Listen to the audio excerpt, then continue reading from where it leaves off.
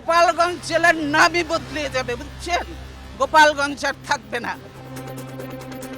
2014 সালের নির্বাচন নিয়ে চাঞ্চল্যকর তথ্য দিলেন সাবেক সেনাপ্রধান জেনারেল ইকবাল করিম ভূঁইয়া।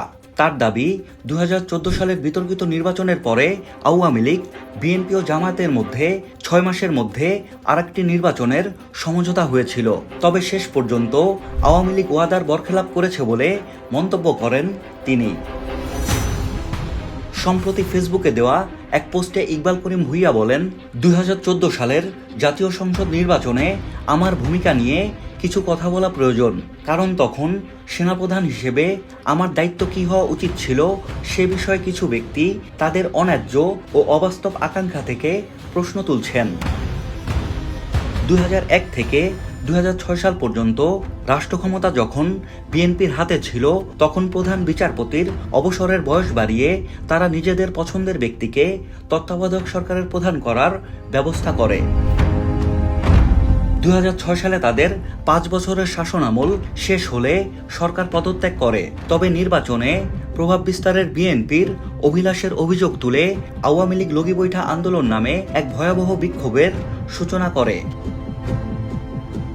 ফলে একজন ন্যায়পরায়ণ বিচারক হিসেবে যিনি সুপরিচিত ছিলেন, সেই সাবেক প্রধান বিচারপতি KM হাসানকে তত্ত্বাবধায়ক সরকারের প্রধান হিসেবে আওয়ামী লীগ মেনে নিতে অস্বীকৃতি জানায়। পরবর্তীতে দায়িত্ব গ্রহণ করেন তৎকালীন রাষ্ট্রপতি ইয়াজউদ্দিন আহমেদ, যিনি বয়োবৃদ্ধ ও শারীরিকভাবে অক্ষম ছিলেন।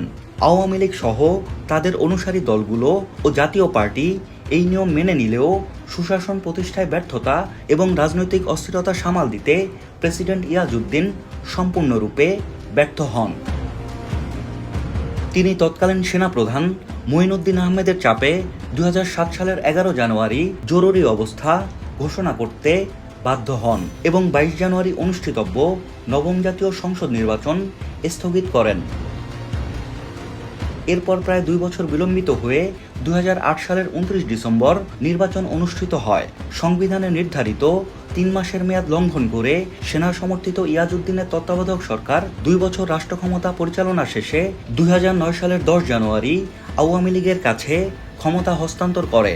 সেই নির্বাচনের ফলাফলকে বিজয়ী দল সুষ্ঠু ও নিরপেক্ষ বলে বর্ণনা করলেও বিএনপি এটিকে কারসাজিপূর্ণ বলে প্রত্যাখ্যান করে।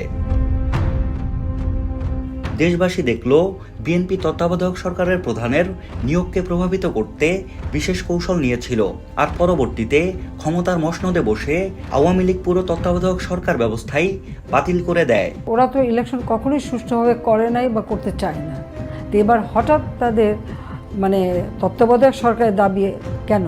সাবেক সেনাপ্রধান বলেন, এমন দুর্ভাগ্যজনক পরিস্থিতিতে দলীয় সরকারের অধীনে 2014 সালে অনুষ্ঠিত 10ম জাতীয় সংসদ নির্বাচন বিএনপি বর্জন করে, যা আওয়ামী লীগকে বিনা প্রতিদ্বন্দ্বিতায় ক্ষমতায় থাকার সুযোগ করে দেয়। ওই নির্বাচনকে কেন্দ্র করে 2টি গুরুত্বপূর্ণ ঘটনা ঘটে। প্রথমটি প্রকাশ্য, 154টি আসন আওয়ামী লীগ বিনা প্রতিদ্বন্দ্বিতায় নিয়ে নেয়। দ্বিতীয়টি গোপন, কিছু পশ্চিমা দূতাবাসের চাপে নির্বাচনের 6 মাসের মধ্যে একটি অবাধ, সুষ্ঠু ও নিরপেক্ষ নির্বাচন অনুষ্ঠানের বিষয়ে আওয়ামী লীগ, বিএনপি ও জামাতের মধ্যে সমঝোতা হয়। তবে ক্ষমতাসীন শেখ হাসিনা পক্ষ পরবর্তীতে এই প্রতিশ্রুতি রক্ষা করেনি। তখন নির্বাচন পরিচালনা বা প্রতিরোধ সামলাতে সেনাবাহিনীকে ব্যবহার করা হয়নি। এরপরও সেই নির্বাচনে আওয়ামী লীগকে সহায়তা করার অভিযোগ এনে বিএনপি সেনাপ্রধানকে দায়ী করে। যদিও কিভাবে সেনাবাহিনী সহায়তা করেছিল তার সুস্পষ্ট কোনো প্রমাণ বিএনপি কখনো দিতে পারেনি। সেনাপ্রধান মঈনু আহমেদ এবং তার সহযোগীরা 2007 সালে যা করেছিলেন, একজন পেশাদার সেনা কর্মকর্তা হিসেবে আমি তেমন কিছু করতে রাজি ছিলাম না। আমার ও আমার অধীনস্থ সেনা সদস্যদের প্রাতিষ্ঠানিক দায়িত্ব সংবিধানের প্রতি অনুগত থাকা, যতক্ষণ তা কার্যকর রয়েছে। তাহলে কোন যুক্তিতে আমি সেই শপথ ভঙ্গ করতাম? ইকবাল করিম ভূঁইয়া মনে করেন, যদি কোনো রাজনৈতিক দল এটি হীন স্বার্থে সংশোধন করে, তবে সেটি রাজনৈতিকভাবে মোকাবেলা করার দায় ও কর্তব্য বিরোধী দলগুলোর। রাজনৈতিক সমস্যার সমাধানের দায়িত্ব সেনাবাহিনীর নয়। তিনি বলেন, আমি স্বস্তি পেয়েছিলাম এই ভেবে যে নির্বাচনকে ঘিরে যে বিতর্ক, বিশৃঙ্খলা ও অস্থিরতা তৈরি হয়েছিল, সেখান থেকে সেনাবাহিনীকে দূরে রাখতে পেরেছি। আমি মনে করি নির্বাচনের মতো অভ্যন্তরীণ আইনশৃঙ্খলা পরিস্থিতিতে সেনাবাহিনীর কখনোই জড়িত হওয়া উচিত নয়। সাজ্জাদ শুভ, দেশকাল নিউজ।